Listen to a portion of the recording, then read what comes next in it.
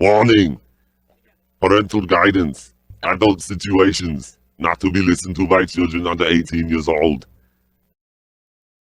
Chapter 3. Robert Ian Tolan, 1839 to 1870, as written by his son Robbie many years later. I write here as Robbie Tolan, the only son of my father, Robert Tolan, and scribe the stories my father told me before his death during my 6th year upon this earth. Great-grandfather Murphy was a pretty clever lad, from what I can decipher from the manuscript. After listening to my father's stories at bedtime, and from what I've learned from this large book, quite easy to continue the story. Of his 3 children, Maureen Tolan, my great-grandmother, was the second born and sounds like a nice wee lassie. All Murphy's 4 children were born in the same house in a small town called Cardlick. This must have been the town Murphy had found once he had left the coast. He describes the town briefly as a small town of 100 or so inhabitants. It had one main street called High Street, with much traffic, as the town was situated on a busy main road. Murphy's Tavern was situated in the middle of the town and directly on the main highway, and was the only tavern for many miles in either direction. With no speed limits in those days and fewer people, Murphy describes how many of the horse-drawn carriages came through the high street at a fast gallop. Often people had to dive for cover as the bigger carriages rushed in from nowhere, made the ground tremble, and threw up mud in every direction. Cardlick was situated about 50 miles inland from the Irish Sea, and I, Robbie Tolan, can find no proof that the town exists today. The area was desolated by plague a decade or so ago. Maureen, as written by Murphy on page 5 of his manuscript, was born in the bedroom upstairs in their house in 1802. By the way he wrote about her, he loved her dearly, and she, once able, helped him make the beer and run the demanding kitchen of the tavern. By the age of 12, Maureen was the best cook around and helped to make the tavern quite famous on this stretch of road. At the age of 14, she had taken over Murphy's daily task of running the money across to the money depository. Murphy noticed a good-looking young man, wee Georgie Harrison, who had recently started at the depository as an apprentice and was taking an interest in Maureen. In December of 1817, unmarried Maureen mothered a son, my grandfather, Peter. Murphy seemed happy to be a grandfather, as he wrote in the manuscript. Moira helped Maureen with Peter when she had to work in the kitchen, and, like his mother, Peter spent much of his time and helped in the brewery with his grandfather as soon as he could walk. 10 years after Peter's birth, the unfortunate happened. Maureen was also trampled to death by a wild and crazed horse while crossing the high street to the money depository one wet and very misty morning in 1827. The loss must have hit Murphy hard, as it took him 3 or 4 years before he added any more to the manuscript. Even after his long break, he still described his loss in a bitter and angry tone. Peter sounds like he was a carbon copy of Murphy, though. My father had told me about these 2 men, bedtime stories, and I remember most of the stories very well. Peter grew up to be a strong boy with Murphy's good head on his shoulders, and he spent all his time with his grandfather, learning the trade and keeping the older man from being lonely. Murphy taught his grandson everything he knew until Murphy perished in 1832 at the ripe old age of 53. Peter struggled first with the death of his mother, and then that his beloved grandfather 5 years later. Moira was very distraught over the death of her husband and was busy looking after their latest addition to the family, a 3-year-old daughter. Murphy's 2 sons had run the bar area of the tavern for several years and had been jealous of the young Peter. They knew as much as Peter knew about running the tavern, and things changed rapidly after poor Murphy went to visit his maker. They shut Peter out of his daily chores, and he started to get that unwelcome feeling every time he entered the tavern. At 16, he finally lost any interest in fighting his uncles over helping them run Murphy's pub, and he wandered around town doing very little. Within a few months, he had had enough, and destiny beckoned. Peter said his goodbyes to a crying Moira, and to his much younger 4-year-old aunt, with whom he had spent much of his recent time. He packed a small suitcase with a few clothes, emptied his secret hole in the wall of all his wealth, and left the only house he had ever known. Peter hitched a ride on a passing coach that was headed east. He knew the driver well, as the man had often stayed in the tavern. Within a day's drive, the carriage reached the main south highway. Here he thanked the driver, got off, and walked south to get away from the ghosts of his past. My grandfather Peter spent many days walking around the big city of London once he arrived. He didn't want for money, as Murphy had given him several gold coins for the work he had done in the brewery. Peter was very depressed and had found that old-fashioned remedy, well spoken about in those days, namely the consumption of beer, helped to dull the pain of his lost grandfather.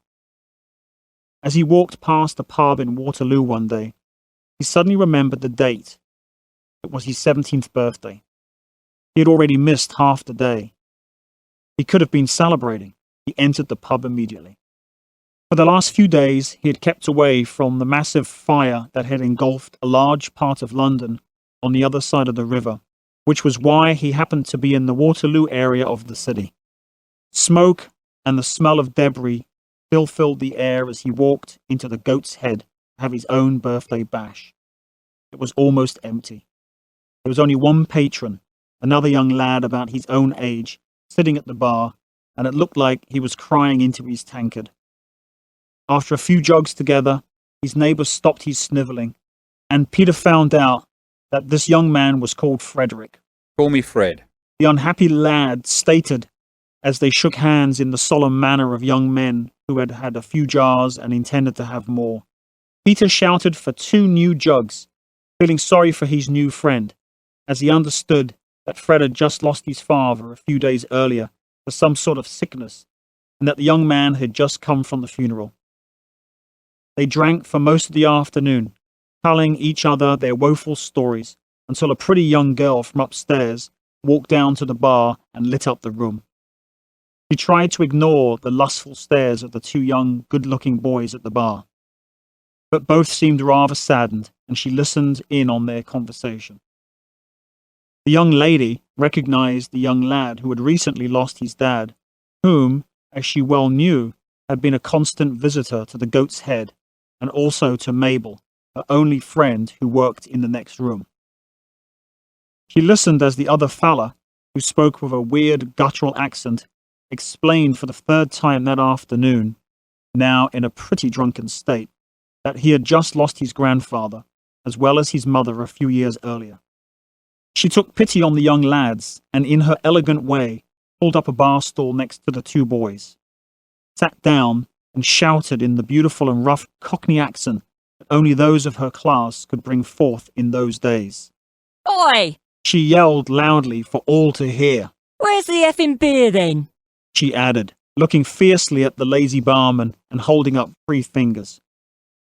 Fred fell backwards as her foul use of the British language erupted in his eardrums. Being a gentleman from upper-class parents and very white-faced, he thanked her as the reinforcements were loudly slammed down in front of them. I thank you, ma'am, for the fresh jug. Hey, aren't you the girl with that big gentleman who was in the pub the last 2 nights? Stammered a still shocked Fred. Keeping his composure, he added, You know the one I mean. The one that lost his parents in the fire a couple of days ago? That's right, love. returned a cheeky Sarah. I'm Sarah, and he's been fond of me since he started his new business right next door from here. I even met his old dad, geezer called Albert he was. Just the very day before, they was all burnt up in that horrible fire. She explained. Sarah's accent was very coarse, and both boys could hear she had little education, if any. Fortunately for her, Her looks forgave every accented word she spoke. She was truly a beautiful English rose.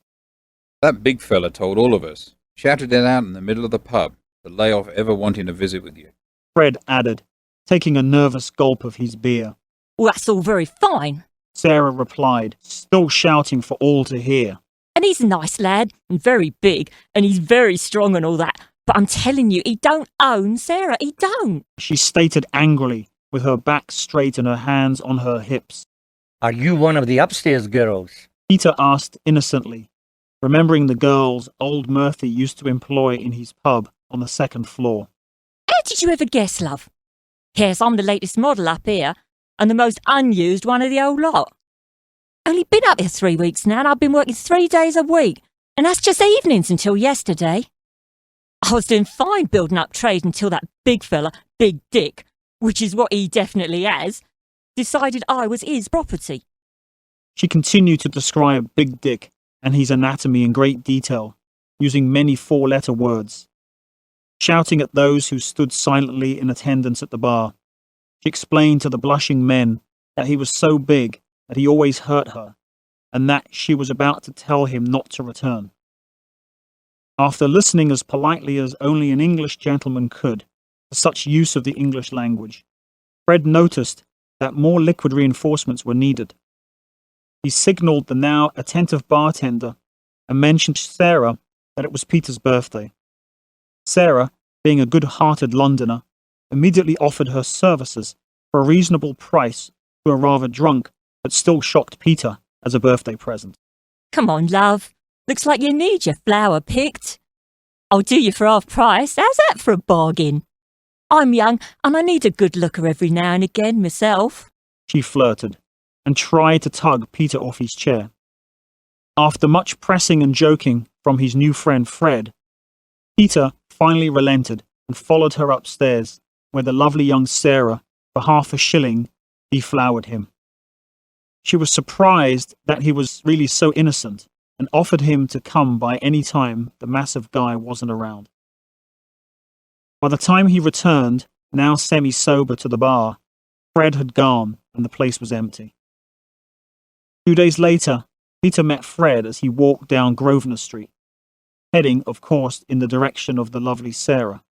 And once again, they adjourned to the Goat's Head, this time with Fred asking many questions regarding the loss of Peter's virginity. Remember that big guy Sarah talked about when we were last in here? Fred asked, and Peter nodded while ordering 2 tankards and taking a seat at the bar. Well, I met with him this morning. He and his father were going to open a money-holding business next door, and now, with the loss of his father, he doesn't know what to do, and seems like he wants to leave town. That sounds like a grand idea. His leaving town will give me the chance to get to know wee Sarah a little bit better, replied a now excited Peter. Well, he and I have gone into business together. My dad told me many stories about a business called banking that he was going to get into before he died. Fred continued, taking a good few mouthfuls of his beer. This guy, did you realize his real name is Big Dick? His name really is Big Dick. I thought Sarah was just playing with words. Well, he and his dad were doing the same kind of business over the river in Kensington, and this was going to be their second branch. This guy's really in a bad way with the loss of both his parents, and he just wants someone to partner with him so he can get out of town. He sold me most of the business. He wants nothing more than to be a silent partner and leave. Fred continued. Wow. Peter exclaimed. I'm going to name our new business after my dad. Barclays Bank. You know, banking and looking after other people's money so it doesn't get stolen. You know what I mean? Peter nodded, looking sadly down into his tankard, as he had lost many members of his family to such an institution. Peter was impressed, and they celebrated the rest of the day, taking very little interest in Sarah, who joined them for a pint before they went home. She didn't understand much of what they were saying. The next day, the 2 lads arrived as before to discuss the same story and the latest news. There had been very little business for the past few days, and Sarah's beau had been too busy doing this business stuff with Fred to visit her. She was bored and grabbed Peter away from Fred for his next stage of education on girls. It was only 10 minutes later that Fred's very stressed out, tired new partner walked into the bar. Fred was dreaming and staring into his tankard, watching his beer bubbles, and he did not see Big Dick enter and look around the pub. The big guy noticed Fred's back, and not seeing anyone he knew, walked straight upstairs to find Sarah, and the next thing Fred heard was a terrible shouting and screaming. Young Peter had been caught red-handed on top of Big Dick's favorite lady, the lovely Sarah. The timing was totally wrong for poor innocent Peter, as Big Dick was in the worst mood possible, and not even drunk, as he arrogantly threw open Sarah's door very unexpectedly for a quick bit of stuff with his special girl. Grandfather Peter lost his right hand in the ensuing fight. He explained to my father quite dramatically that it was lucky it was not his writing hand, as he was using the writing one to protect his naked and still dangerously enlarged privates from being dismembered when his left hand was removed by a large, sharp object, namely Big Dick's knife. This part of the story is not too well described in Grandfather Peter's writings, but as the family knows, he survived. Fred was very apologetic the next day when he visited his new friend in hospital. He felt responsible because he realized he could have saved Peter's hand had he seen Big Dick enter the pub. He was Peter's only visitor every day that whole week, and he told my poor ancestor that Big Dick had left London with the local coppers hot on his trail. They thought he was another Jack the Ripper by the publican's account of the whole incident. The lovely Sarah had silently disappeared, never to be seen again.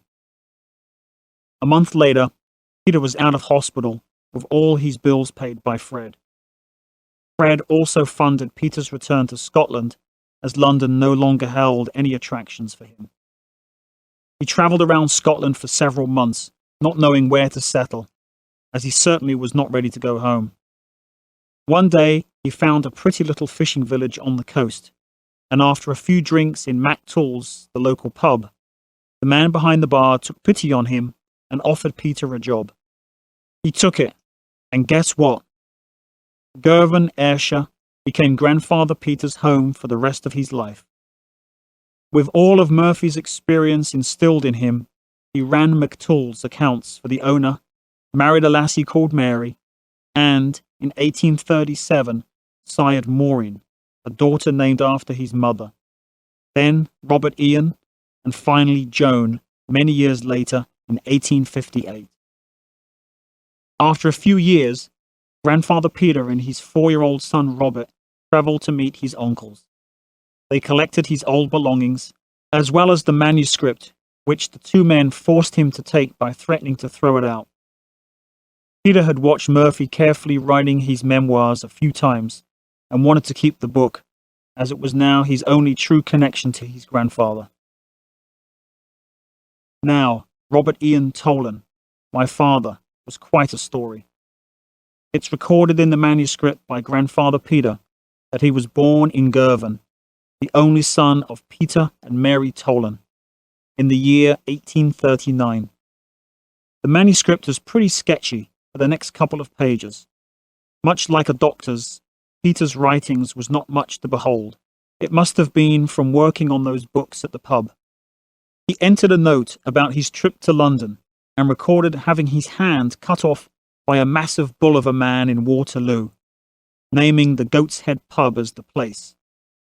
He recorded his marriage and the birth of his 3 children. He did not elaborate on much more. It seemed that Grandfather Peter and Robert had a quarrel in Robert's 15th year, because my dad left Girvan and wandered off, just as Grandfather Peter had done, down to London. My Grandfather Peter must have lived to 43, a good long life then, as his last entry was around that time. Robert Tolan never returned to Girvan and never wrote a single word in the book. I, his son, brought the manuscript up to date when I returned via ship from France many years later. There is a fair part of the story missing by my calculations. I calculated that it took my dad 9 years after he left Girvan, the age of 15, until he began to live at the Goat's Head pub on Grosvenor Street in 1863, a year before I was born. He did tell me about the Americas and about how a young man from this very area in Waterloo saved his life. He told me about meeting members of our family, the American Tolans. They were tobacco farmers and hated a thing called slavery. My grandfather Peter must have told my dad about the Goat's Head in Waterloo, as he seemed to come through here on his travels every now and again. At my birth, my dad, Robert Tolan, was 25 years, 4 months, and 3 days old. After much deciphering of Robbie Tolan's writing, and after many months of work, I now write as tiwade and continue the tale in my own voice. Robbie wrote that his father had a girlfriend, Cheryl, who worked in the pub. It does not say much about who she was, but I understand her to be the head cook. His father, Robert, couldn't remember if it was a dream or a vision he had had one night a few weeks after he had decided to live in the Goat's Head. He described his decision to Robbie one evening, just after Robbie's 6th birthday. He was rather drunk, lying down in one of his favorite spots out of harm's way, and cradling a tankard of good beer by the shed as he looked at the smelly outhouse of all things, when a girl, dressed in a dark coat and with her head hidden, appeared out of nowhere and floated up to him. "Robbie, laddie," Added Robert. there I was, just lying there with a wee splash or two left in my jug and about to try and get up to go to bed, when I saw this person with a lady's voice, who, even though she was dressed up with a coat and hood, seemed very short and thin. I can't tell whether it was a young or old woman, but she had a soft voice and told me to spawn a child with old Cheryl in the kitchen. She said that it was my family duty and ordered me to take Cheryl and make her pregnant. The next thing I remembered was waking up late the next morning in bed. He ended, shaking his head as if he still couldn't believe it. Robbie often tried to look serious and understand his father, but the 6-year-old found it difficult much of the time. To Robert, Cheryl had always been enticing with her governess-type ways of running the kitchen. She was much older than him, but still a very handsome woman. It wasn't hard to get the steam raised in the old bird, with the odd fondle here and there. He enjoyed tempting the stern lady. Robert, I think, believed that he had been told what to do by someone important, and to his way of thinking, a night with the old duck wouldn't have been so bad anyway. Late one evening, a mad few minutes of lust and rape happened that was so severe it took even Robert by surprise. He had just put his hand under Cheryl's skirts as she reached up to extinguish the gas lamps in the kitchen, when he was whacked over the head by the large wooden kitchen spoon that the lady often held in her other hand for this type of occasion, and he fell face up onto the long kitchen work table. He lay there semi-stunned as she ripped his clothes off, leaving long fingernail wounds that took weeks to heal, mounted him with raised skirts, and humped the poor guy as if he was a piece of meat on the butcher's block being turned into schnitzel. Poor Robert remembered his body bursting with sexual energy and responding to her movements like a rabid beast. The force of his bodily explosion must have rendered him unconscious, as the next thing he remembered was the morning cleaning staff giggling and whispering to each other about his half-closed body still sleeping on the kitchen table. Robert helped deliver his son Robbie, who was born 9 months, 3 weeks, and 4 days later, into his eager hands. He was a bouncing 11-pound baby boy. Robert was forced to marry Miss Cheryl Ann Starkey once she found out she was pregnant, and after her discovery that he was not short of a penny or two. Actually, he seemed rather scared, but in a lustful way, and he was happy to marry her. She forced him to leave to her in his will everything that he owned. It was either that, or she would rip open her stomach and kill his unwanted child right there on the spot. Ms. Cheryl Ann Starkey had been sharpening a knife for 3 days in the kitchen to prove her point to him. He saw her point, as well as the knife point, which was about providing her with enough to raise their child on her own if Robert passed on. His wife never allowed him to touch her body again, but Robert was genuinely excited about the child. He told his son at every available occasion that he, Robbie, would not have been born if he hadn't done it with her. Barclay's Bank had grown large during the 30 years following Albert Hawkins' demise by fire. Robert had his money there and was good friends with the owner, Frederick Barclay. They played chess together, and their hobby was brewing unusual and powerful beer concoctions, of course with the help of Dirk, the publican, as he had a large debt with Fred's bank on account of his divorce of his second, third, and fourth wives. Robert and Fred were trying to copy the black beer from Ireland. They had heard of it from visitors to the pub from across the sea. They even managed to brew a 16% black type brew, which after 12 months of fermentation tasted great, but which killed 9 locals and delivered 17 to the hospital. The survivors left some very messy areas of puke and other products of bodily function outside the pub, along the walkways, all over the road, and wherever they could not control themselves. The beer became so famous that for years afterwards, the brave would visit the pub from far afield of Scotland and over. Even funny-speaking foreigners from Europe arrived out of nowhere, trying to get their hands on a pint of the famous brew. By the 4th batch, Robert and Fred had killed over 290 good English males, 2 Russians, a German, 3 Dutch, and a Frenchman. Word had got around about the strongest beer in Britain, and the men arrived in droves to try the special brew. Robert, Fred, and Dirk managed to make 1,000 pints of the black beer each year.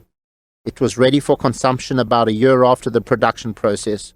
It took this long for the deadly brew to mature and mellow into something drinkable. They brewed it in November. Total consumption of the 1,000 pints of the previous year's batch took about 2 weeks, and Waterloo's 3 hotels filled to capacity like clockwork.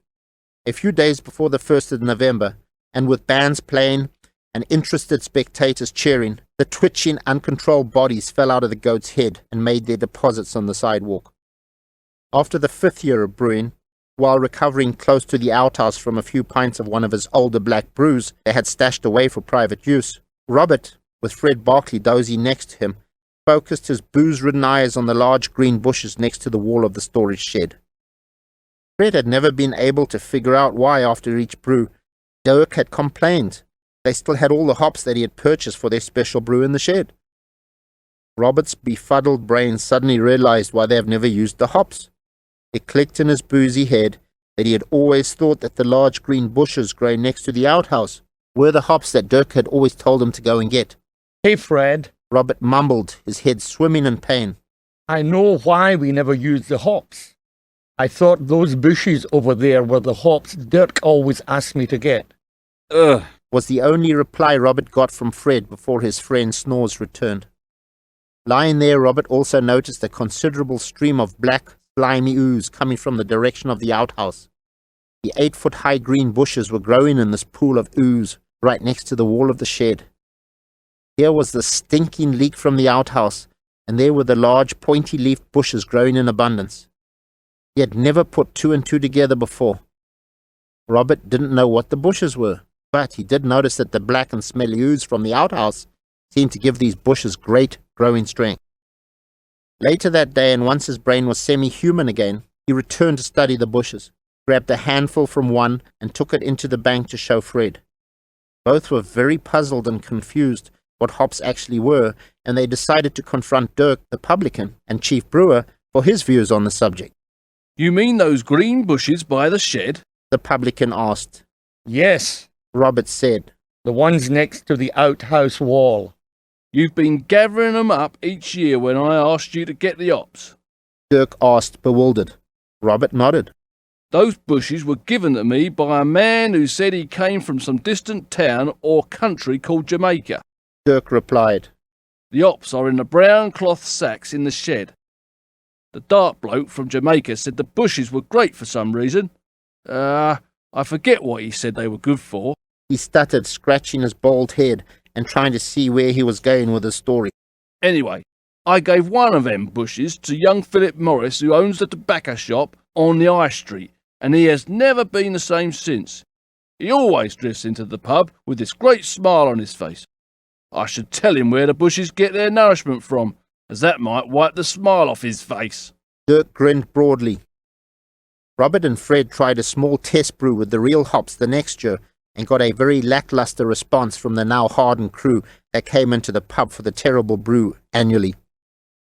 A few months after that, when Robert's son was just over 6.5, he sat him down and told him the facts of life, which were not the story that is told to all of us. Robbie, He said, I'm getting old, and in my bones I know my time is coming to an end. I visited the doctor the other day, and he said I had some weird and horrible disease eating me up inside. Laddie, it must be a really horrible bug, as even the special brew isn't strong enough to kill it. I was sure that our beer would be strong enough to, but alas, it isn't. I need to tell you a few things you must do before you get to my position of going to our Maker. You're not old enough, Dad.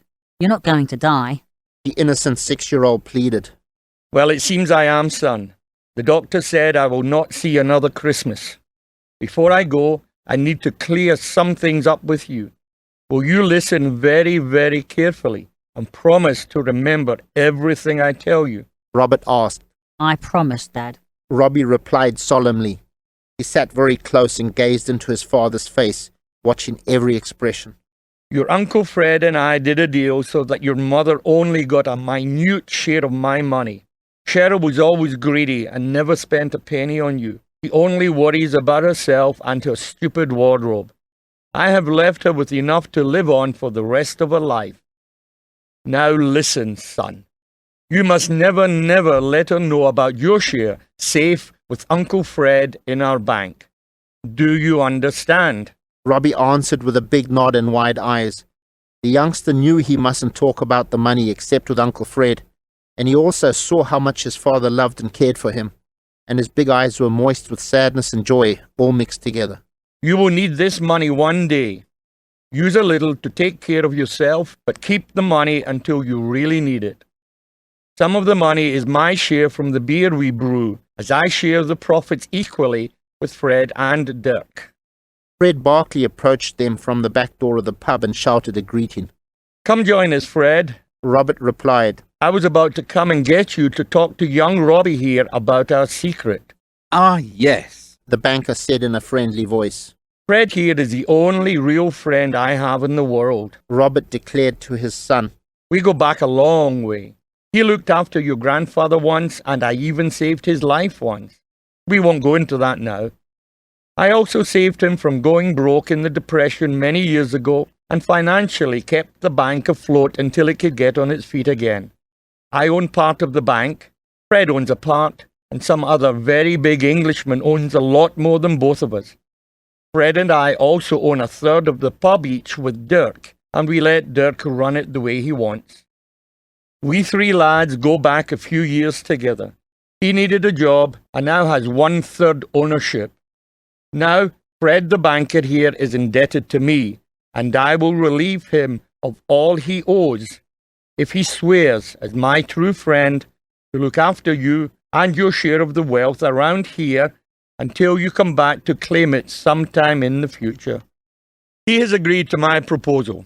You are his godson, so he will be your guardian when I leave this world. Fred, Dirk, and I have had great fun here for the past several years, and I cannot complain about my life. I have had a great adventure.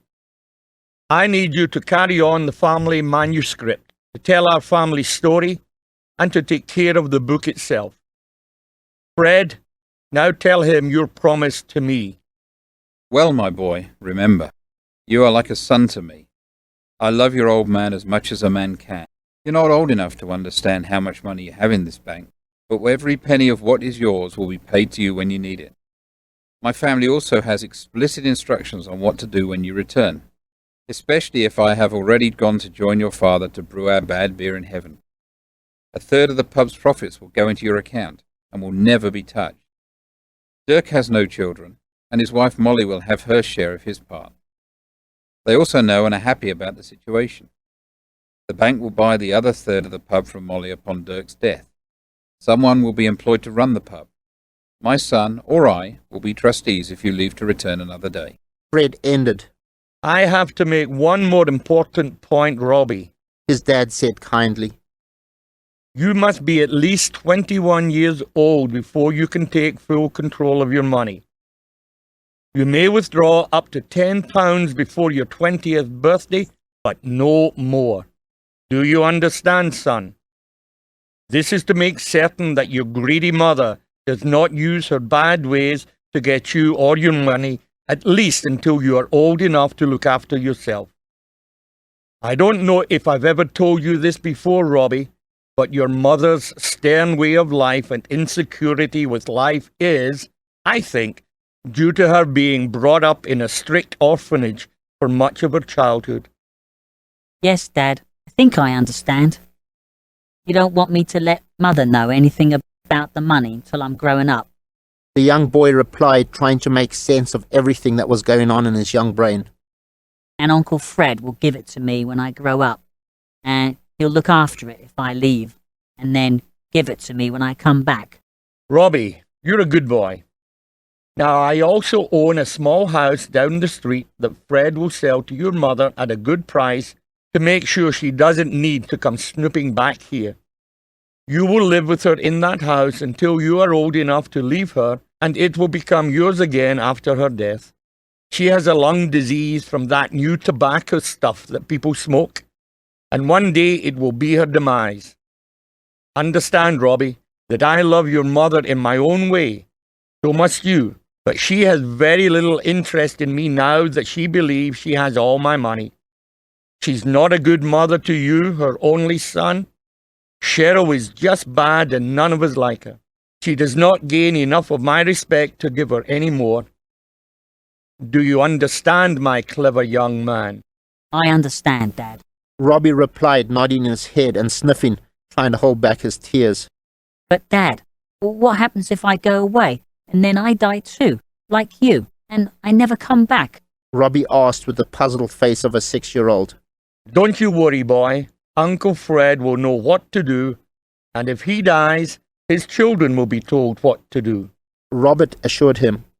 I must go now, but we will speak about this again before you leave Waterloo one day on your travels, Robbie. Fred Barkley ended, and he left the father and son still chatting behind the pub. Son, Robert added, promise me that before you die, you will return to Girvan in Scotland and record what you know of my life, as well as your life, in the large family manuscript that is stored in your grandfather Peter's house. You must write your whole life, as well as what you remember about mine, and never forget. Tell your son or daughter to continue before you die. I don't think that the family manuscript needs to know all of the things I have done in my life, but maybe I will write them somewhere else. I promise, Dad.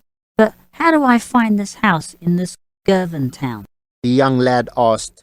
What you need to know is in a sealed travel bag in the vault in Fred's bank.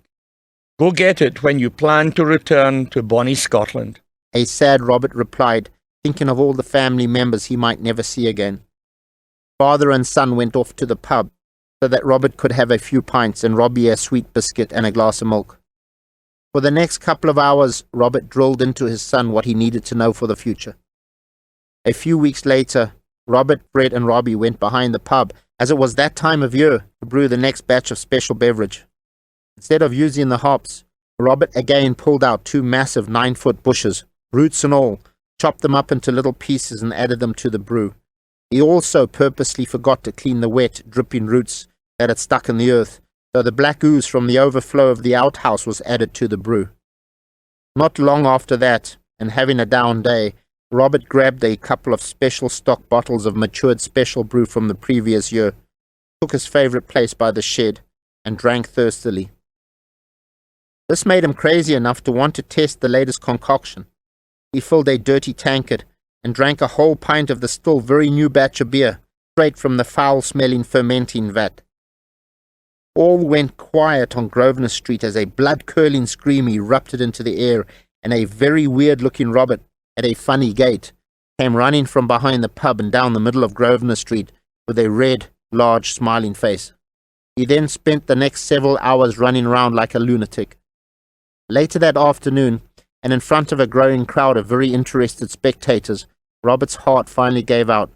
My poor ancestor spent the last hour of his life disillusional, with his pants down by his knees, and raping the full and rusty garbage pail out back behind the meat shop.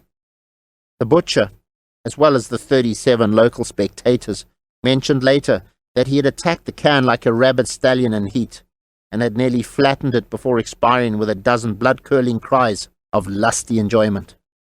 Fred and Dirk sadly picked up his crumpled and inert body a little later and deposited it at the coffin maker's for sizing. The coffin maker noticed the smile on the bloody face and remarked that it seemed that Robert had gone the way most men could only hope to. Robert's son Robbie took the news like a 6-year-old does, not really understanding, but with the knowledge that his dad was gone forever. He walked into the pub with Fred and the publican, cried for a long time on Fred's arm, and even sipped at a pint himself. The Goat's Head had long been famous in Scotland for the brew that had killed more Englishmen than most of the wars with France. A year later, many of the bed and breakfasts of Waterloo, on the eve of the official brew tasting, were filled to the brim by hundreds of guttural-speaking, funny-dressed and mean-looking men. They had arrived to drink on the anniversary of Robert Tolan's death.